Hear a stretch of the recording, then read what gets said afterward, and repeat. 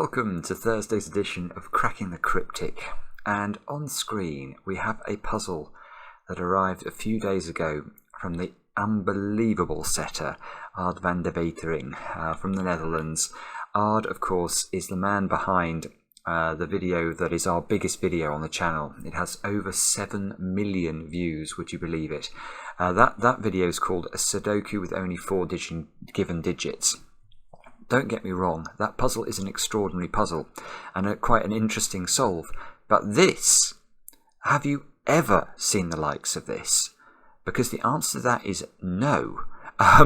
This looks to me to be absolutely absurd. This is a normal thermo Sudoku. That is it. There are no tricks here, no rinky dinks, no knights moves, kings moves, nothing else. This is apparently solvable. And I saw the email when this came in, and I called up Mark and I said, we've just had a puzzle in from Ard and I just don't believe it. And I said, I've got to try it on the channel. So he has tested it. Now, what I can tell you is it took him, I think, 2 or 3 days to test it. I don't even know if he finished it, but he's passed it on to me with a warning. Let me read you the warning. Hang on, I've got it open on another window.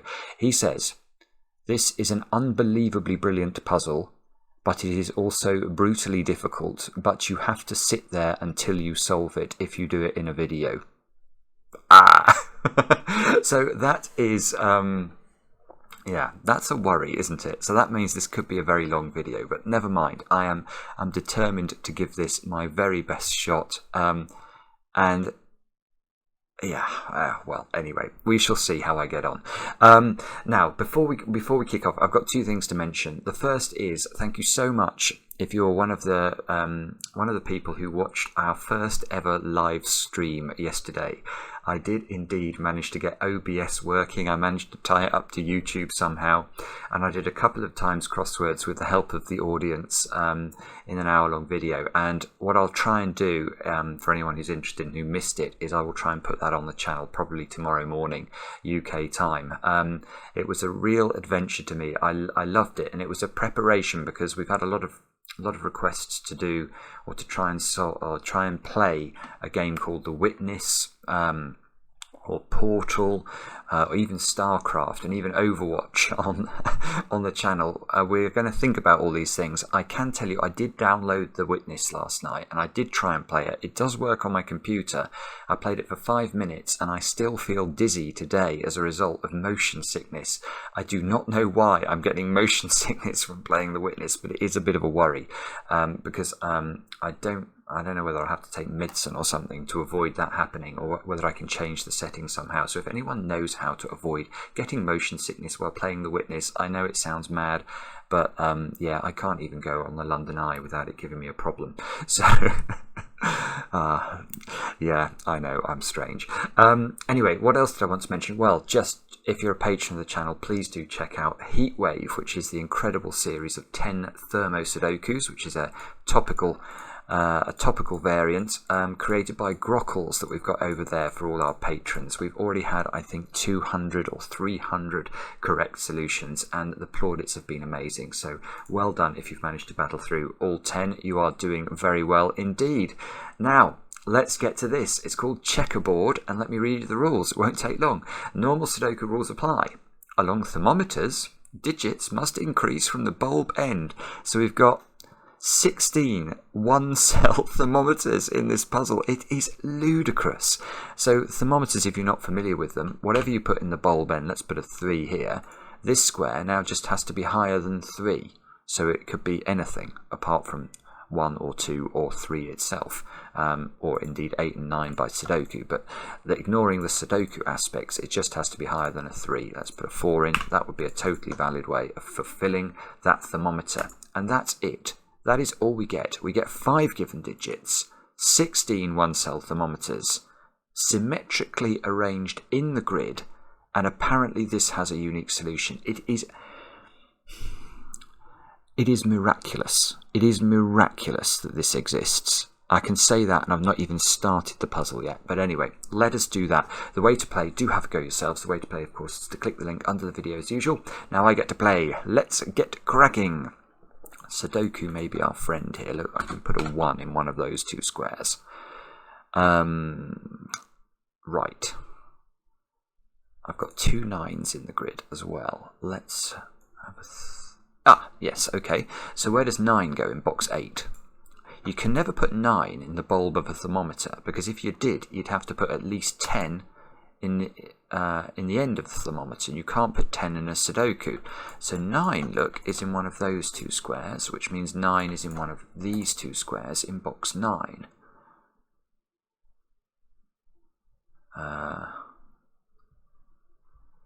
Right, I need to do rather better than that. Hang on a second.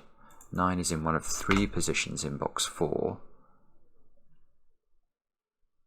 This 8 must be useless, surely. What on what on earth is going on here? This is absolutely ridiculous.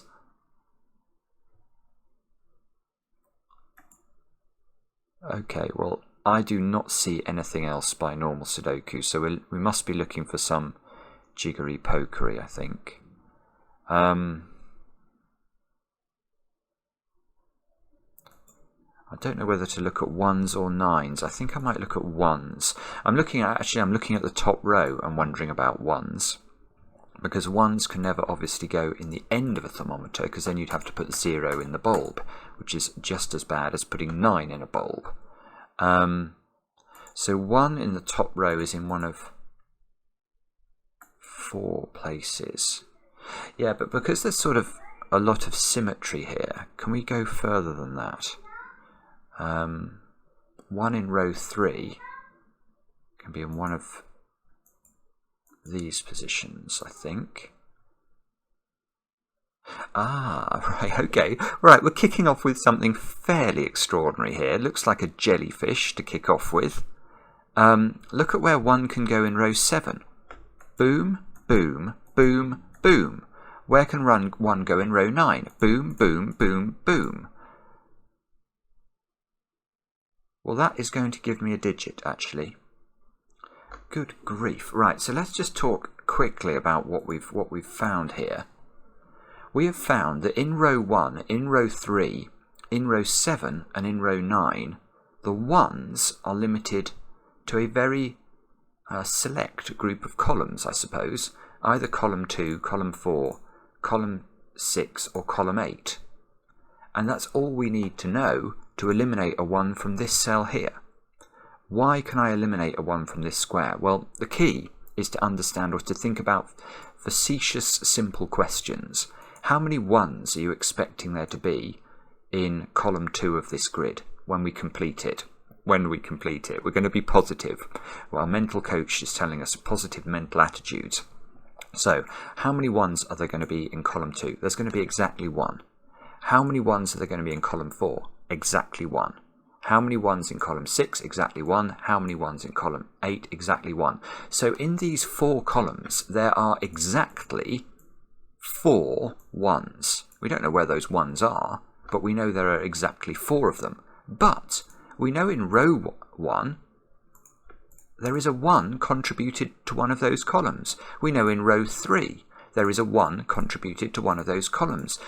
Same in row 7, same in row 9. So the 4 1s that exist in columns 2, 4, 6 and 8 are contributed entirely by these specific rows. So if I try and put a 1 in here, this will be a 5th 1 in these 4 columns. And that is patently impossible. You cannot have 5 1s in 4 columns of a Sudoku. So this cannot be a 1. And if this can't be a 1, that seems to suggest that's a 1. Now that's pushing a 9 up into row 5. And that looks, actually that might be interesting. Wow. Wow, yes, okay, I think I'm going to get a 9 in box 1 as a result. So this is just ridiculous. Right, let's look at this. 9s are in these squares. So where do we put the 9 in box 6? It's going to have to be in one of those 2 squares. Now look, we've aligned some 9s in a sort of X-wing pattern in boxes 6 and 9. So the question we should ask here is, where does the 9 go in column 8? It's not in those 3 squares, it's not in these 3 squares, so it must be in one of those 3 squares, and it's not in the bulb, so it's in one of those 2 squares. Now, look at this 9, and ask where 9 goes in box 2. Well, the answer is, we haven't got a clue, except it's definitely not in any of those yellow squares, because it can't be. It can't be in those squares because of this 9, it can't be in a bulb. So it's in one of those, whoops, misclick, lost my army, one of those 4 squares. Now what does that mean? Now we ask the question, where does 1 go in row 2? It's not in these 3, it's not in these 3, so it's in one of those 3. It's never in a bulb, it's never in a column that already has a 9 in it, so it's exactly there, which means that square is also a 9, and we are off to the races. So we've now got some digits in the grid.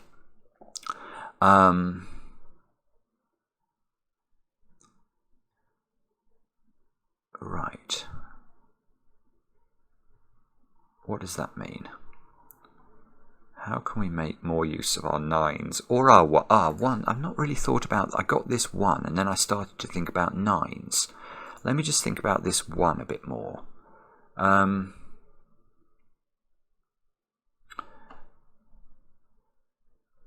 Let's just think about the jellyfish as well.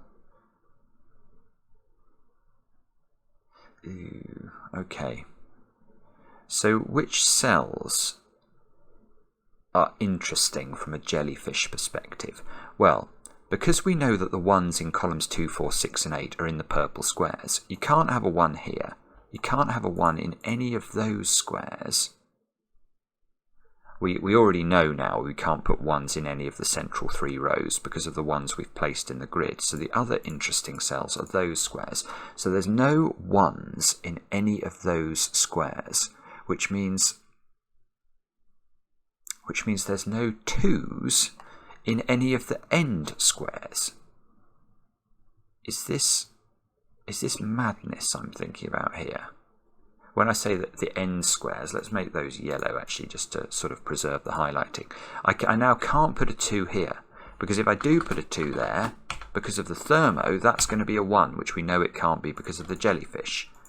So you can't put a 2 in any square that is attached. You can't put a 2 in any of those. Well, this can't be a 2 anyway. You can't put a 2 in any of those. But the problem is that you can put a 2 anywhere else in row 1.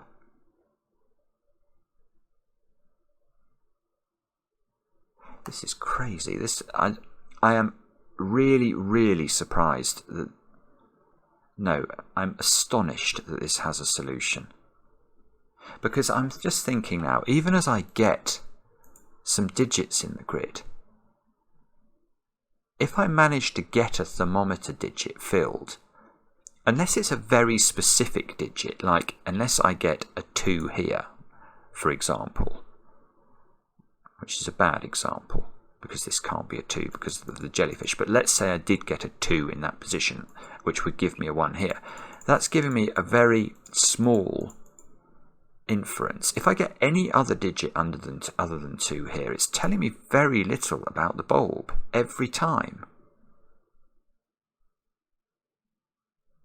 There's something I'm not understanding about this at all, because I don't see how I'm ever going to have enough information. I mean, obviously the place to start with any thermo is to think about 1s and 9s, but we've sort of done that. This 8, is that 8 doing anything? Ah. Oh, good grief. Right, I can actually get a digit from the 8, I've now noticed, because where does the 8 go in box 5?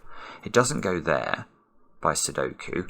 Now, I don't think I can put it in either of those bulbs, look, because neither of these squares can be a 9 from our pencil marking. So that means 8 in box 5 is in one of 2 positions, which means 8 in box 6 is in one of 2 positions, and we still can't put an 8 here because that would be a 9, which it can't be. So that's an 8.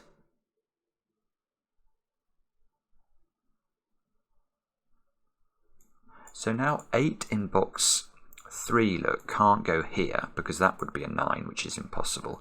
So 8 is ruled out of those squares.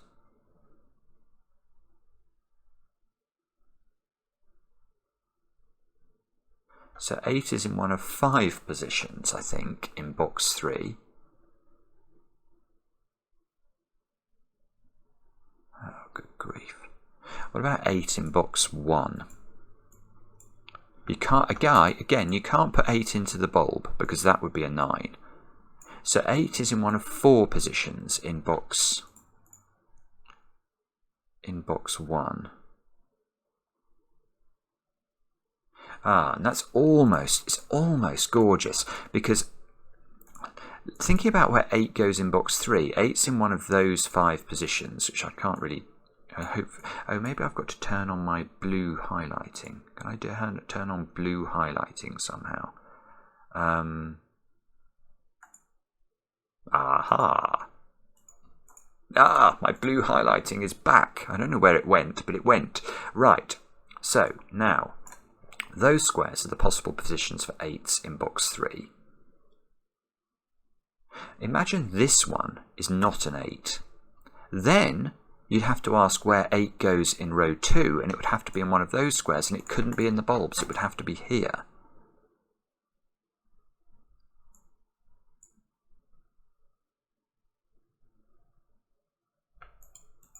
Still doesn't do anything. Even if you sort of get a deduction like that, it doesn't actually do very much.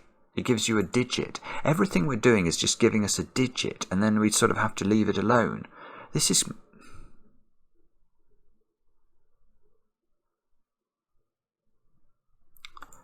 not going very well. How long have I had? Oh, I've only had quarter an hour.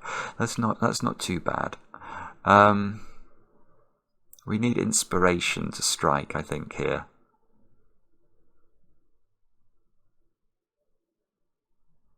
I'm almost wondering if you've got to sort of...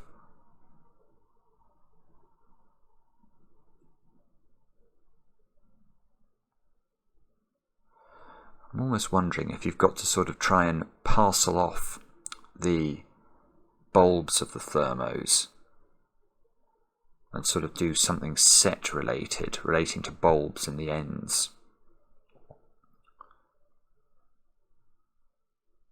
That's not a stupid thought, actually. That's not a stupid thought. So what I'm just wondering is if I hive these off,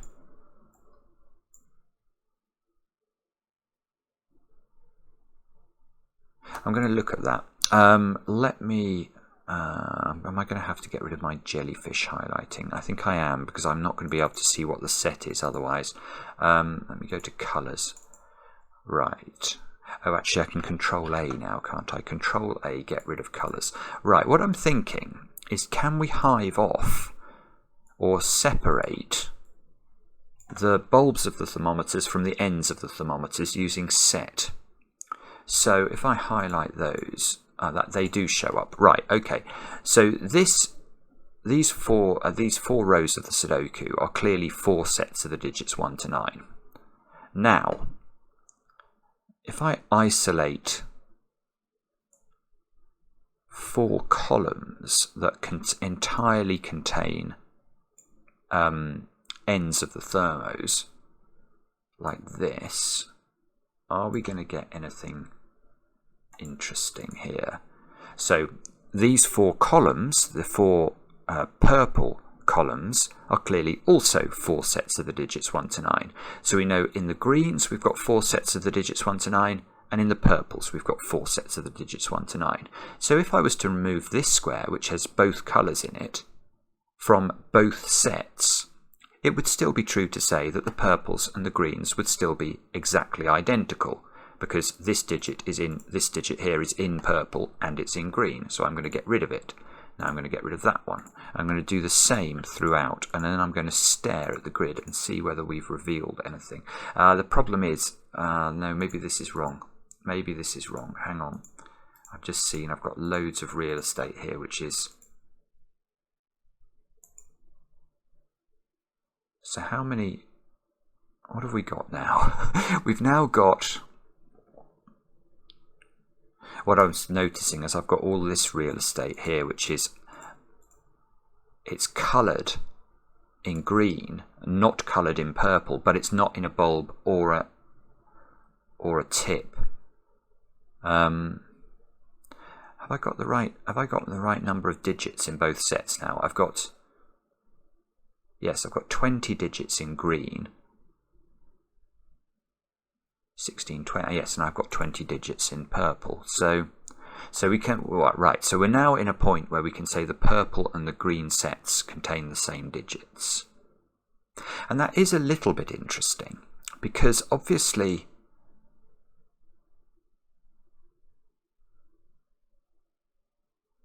yeah, that is weird actually.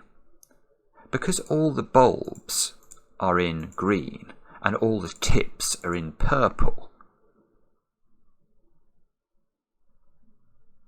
you know, as a sort of, given that we know that the purples and the greens have to be identical, that feels like it's clashing somewhat.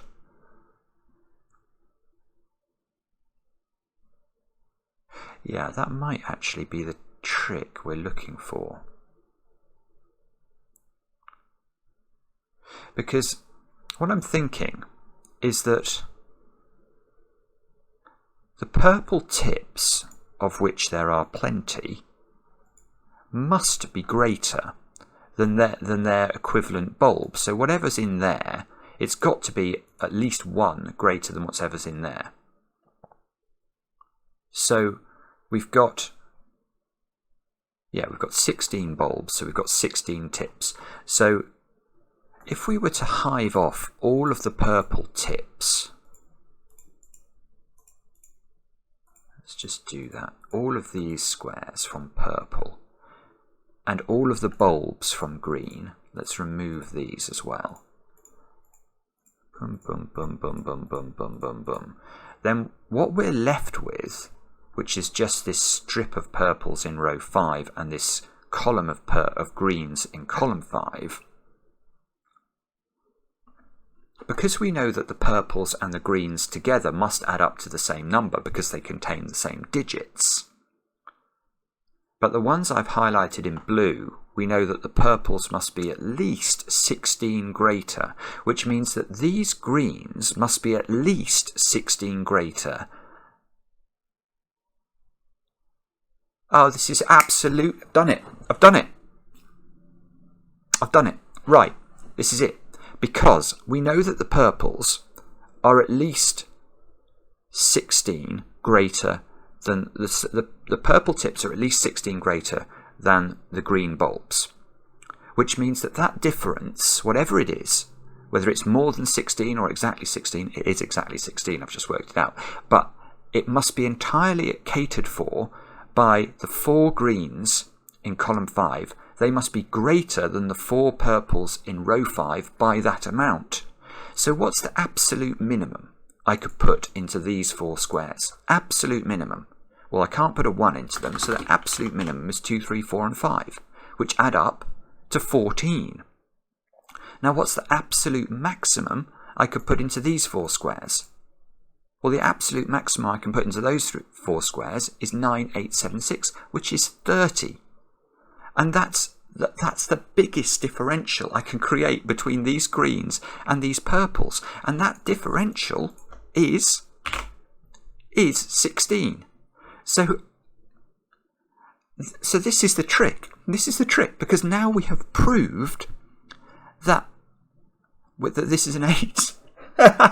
This is an 8, because we know that we have to absolutely minimize the difference between every bulb and every tip in order to allow this arrangement here to take up the balance of the digits. We cannot split the columns in the greens in column 5 from the purples in row 4 by any purples in row 5 by any more than we have already. The maximum we can split them by is 16, and that's the minimum I can keep the difference between the purple tips and the green bulbs to, because there are 16 bulbs. So we now know that every bulb is exactly 1 less than every tip, and that's why this has to be an 8. And I hope that it's already making some progress here. That can't be an 8. Look, I've just noticed that. That can't be an 8. Just noticed that. This is an 8. 8. Ah, no. Okay.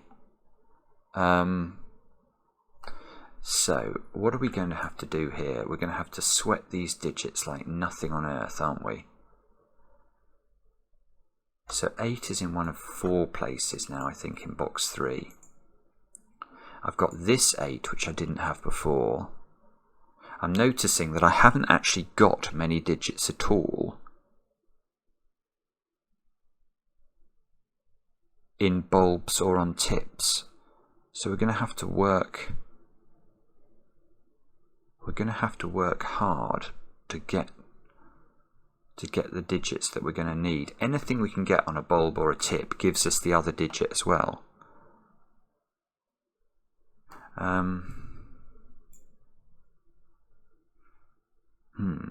Okay. No, this is not, it's not good enough, because knowing that even if I knew one of those was an 8, that would mean one of those was a 7, but I wouldn't know which one. Oh, maybe I've got to look at row 5 then. Because I've kept these to a minimum, the gaps here have to be 6, 7s and 8s, don't they? And that's not an 8. So now I've got a 6, 7, 8 triple in box 5, which means those squares have got to be 2, 3, 4 and 5. And that's interesting, because if these squares are 2, 3, 4 and 5, the tips... Oh, look. Oh, this is just ridiculous. This is ridiculous. Why does this matter? Well, if I know these tips are exactly 1 greater than a number like 2, 3, 4 or 5, they've got to be the numbers 3, 4, 5 and 6 as a set. So these are all different digits, because these are all different digits, and they are the set of digits 3, 4, 5 and 6. So this 8 is not possible. That's an 8. So those are not 8 anymore. This can't be an 8 for exactly the same reason, because if this is 8, that needs to be 7, which it can't be. So that's an 8, which gives us a 9 here, which means those are not 9.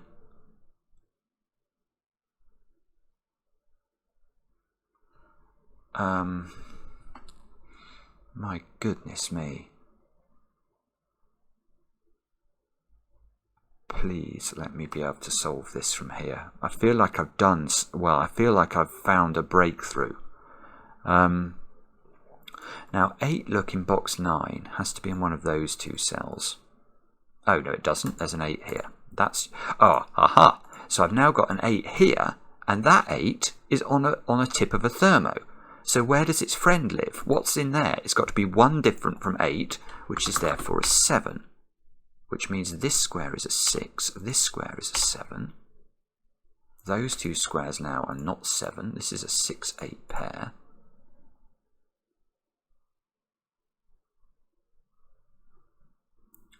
That means that square's a 7, I suppose. Let's take advantage of what we can get.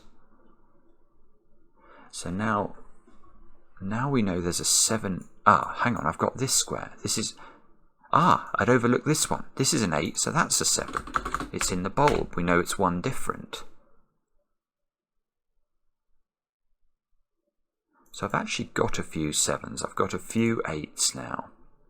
Let's look at 7s in this box. That's intriguing me. Because...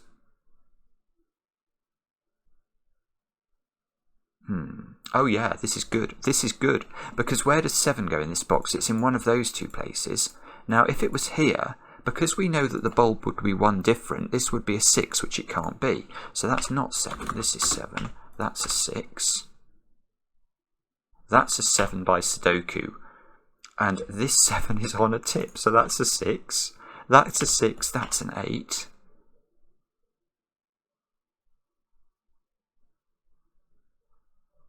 Look at this. These 8s put an 8 here, which is why this has to be a 9. That has to be a 9.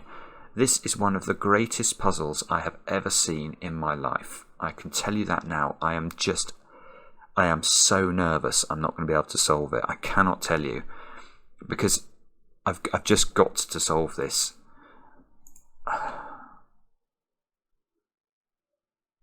Now, come on. What do we do now?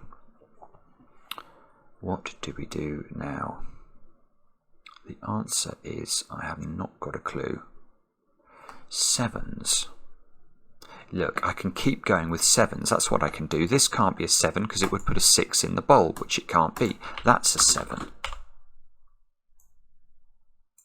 So 7 is in one of the 2 places in box... no, hang on. No, 7 in box 1 is forced. It can't be here by Sudoku. It's there. And if that's a 7, we know that's a 6. And we know that's a 7 as well. And that gets rid of the 2 pencil marks that we had in there. So now I've got quite a few 6s in the grid. 6 in box 1 can only go in one of 2 places.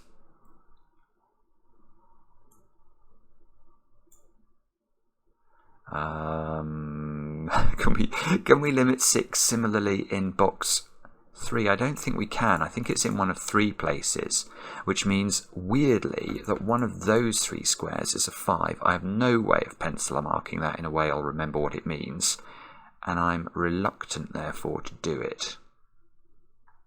Oh, 6 down here. Yeah, there you go. 6 is in one of those 2 places in box 9, which means 5 is in one of those 2 places. 1 in box 7. I'm jumping around a bit here as I see things, but I can never put 1 in the tip of a thermo, so 1's got to be in one of those squares.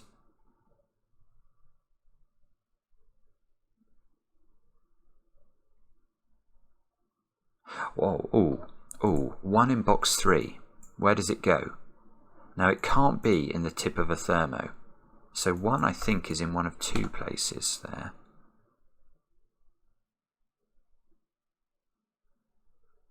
Which is almost interesting. I'm looking at box 1 and thinking about where 1 goes. It can't go in the tip again.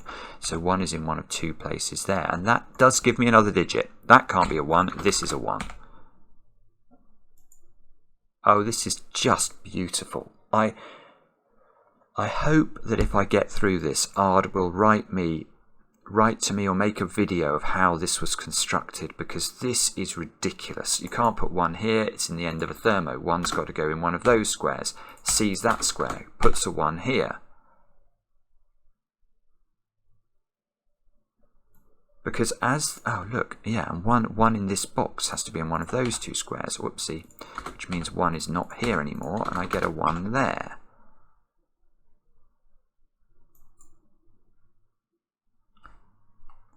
Because as this was being constructed, surely, Ard, you must have been, oh my goodness, this is just the most extraordinary thing I've ever seen in my life. Now,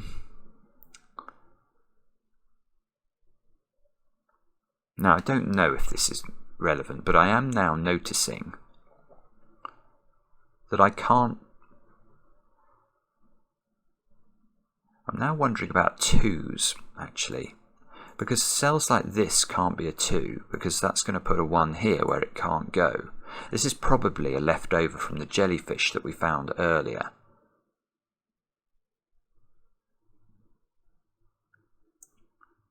Can we actually make use of that in any useful way, though? I'm not sure I can. Then maybe there is a useful thing to think about. Yes, box 3. Where does 2 go?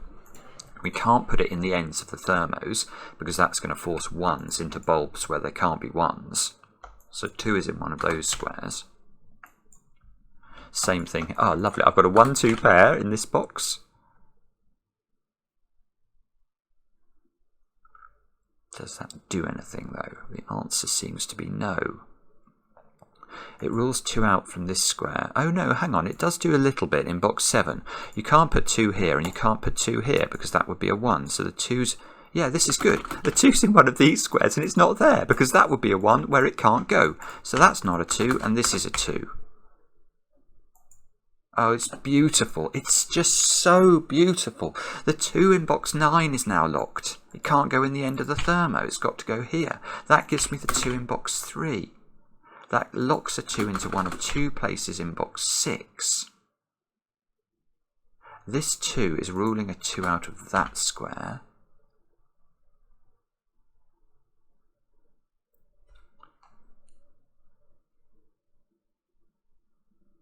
I'm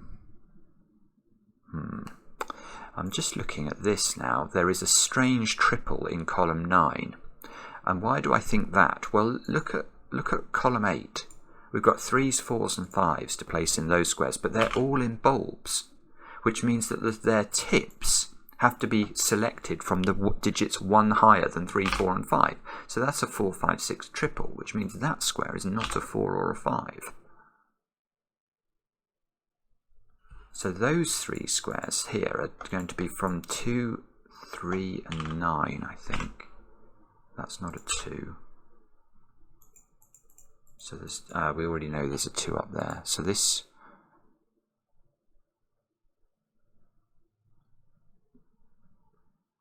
What does that mean? I've got my 4, 5, 6 triple. I've got my 3, 4, 5 triple. I've got another 3, 4, 5 triple in row 2, look. Which means that square's a 4, 5 or a 6.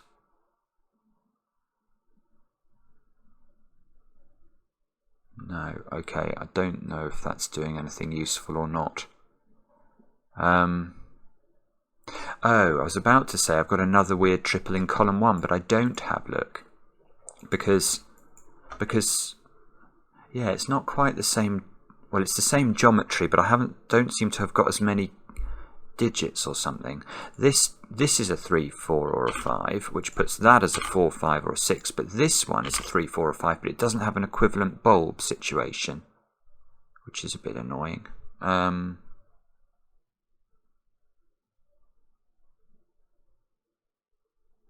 Okay.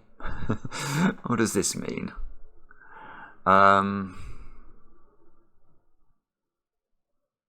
Oh, I've got a naked single. Where does 2 go in this row? It's got to go here. Oh, so maybe I've got to look at column 5 now, where again I've got 3s, 4s and 5s to place into those cells. 3, that looks like a 3, 4, 5, 6 quadruple in row 3, which means that square's at 1 or a 2.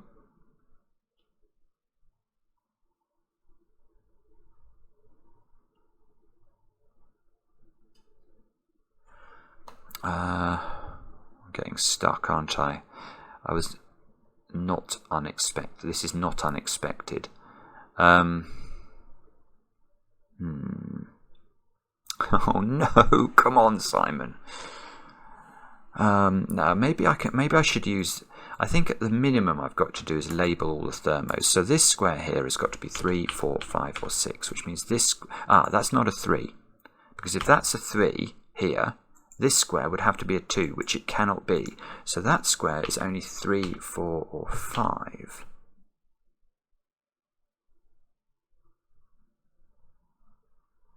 Don't think that's good enough, is it?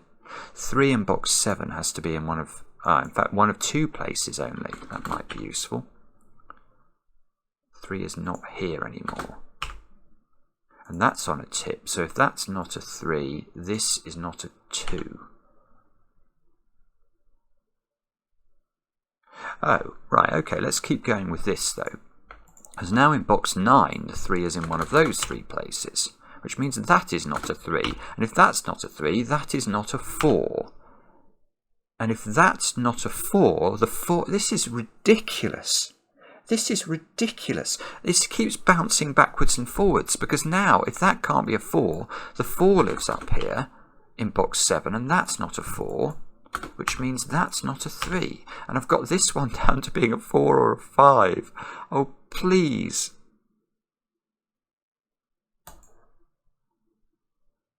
It doesn't do anything, though.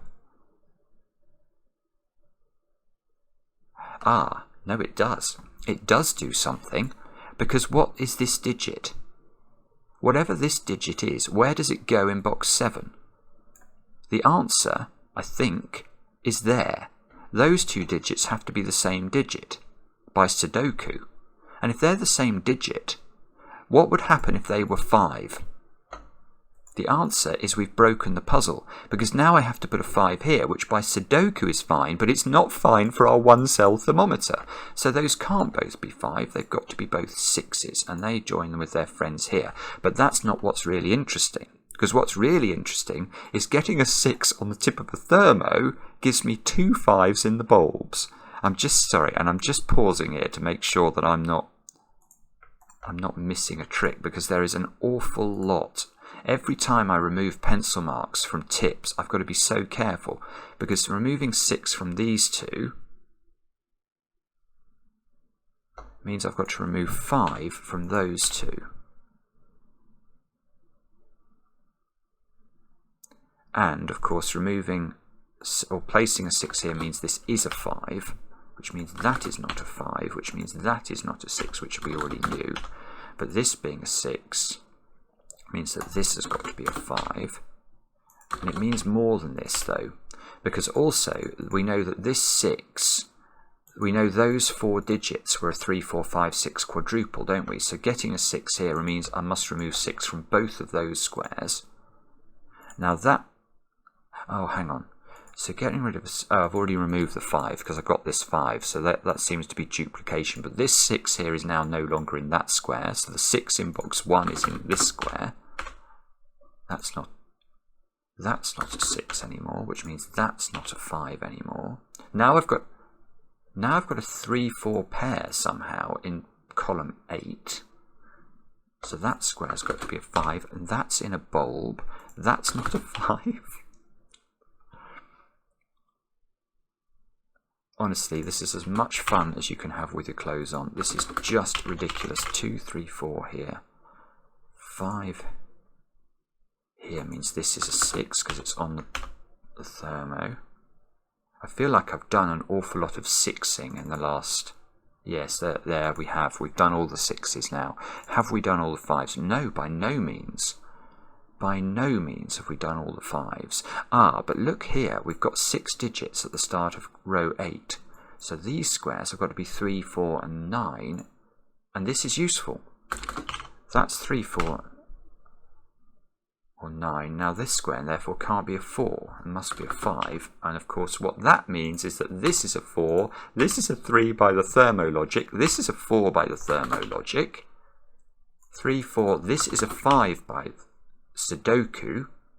5 gets removed from those, and here, because of the, we know this is a quadruple, this square's got to not be, if this can't be a 5, this can't be a 4, this can't be a 4, so the only place for a 4 now is here, which means this square's a 3. Please, please keep going. 3, that's a 4, that's a 3, that's... oh, no, hang on, I've just made an absolute horlicks of something there. What did I do wrong? I did something very badly wrong. I don't know what it was. I got the 5 here, and then I should have written a 4 in here, and I don't think I did. So I've got to get rid of 4s from there. These have got to be 1 higher, so those are not 5s. I think I might have deleted the wrong digit. But something was going badly wrong there, so I'm going back and undiddling myself. Now, 2, 3, 4 triple here means that's a 5. That's not a 5 anymore. So I've got 5, 4, 6, 5, 3, 4, 3, 4. Ah, come on. Oh no, I'm grinding to a halt again. Now I've got a 2, 3 pair here. Maybe this column is the key to the highway. We need 1s and 4. Yes, yes. Where does 4 go in this column? It can only go there because of this 4. So that's a 4, and therefore this is a 1. And then this square should be a 3. And that 1 gives me a 2 here, a 1 here, and a 2 here. And the 3 gives me a 4 here and a 5 at the top. And this 4 gives me a 3 here, which gives me a 2 here, a 3 here, and a 4 here, and a 5 here, and a 4 here. Come on. 3 here. This is a 5. Oh, I could have got that 5 from that 6 whenever I got that. I just didn't spot it. Apologies. Please don't shout at me. This is not the worst solve in the world. 2, 3. This square's a 3. This square's a 4. This 3 is giving me a 3, 9 in the bottom box. This square is a 2. And this square looks like it's a 9. And I've got just 2 more cells to do. I need a 1. And I need a 3. And I'm going to click. Yes! Yes! I am very proud of that. That is an absolute masterpiece. Simply a masterpiece from the great Art van der Wetering. Wow, what an idea. So, I mean, I don't know where to start, but the whole conceit of it, I think, is that you can lock in the difference between the bulbs and the tips of the bulbs to being exactly one. And then somehow, by some absolute magic, the puzzle solves uniquely once you know that thing, that fact. It is quite extraordinary. That is one of the most brilliant puzzles I've ever done in my life. Please let me know in the comments whether you enjoyed that. I really hope that those of you who solved it will have got some of the pleasure, even a little bit of the pleasure I've got from it. It is an absolutely unbelievable puzzle. I think Mark the other day stood up to clap. That's what I want to do.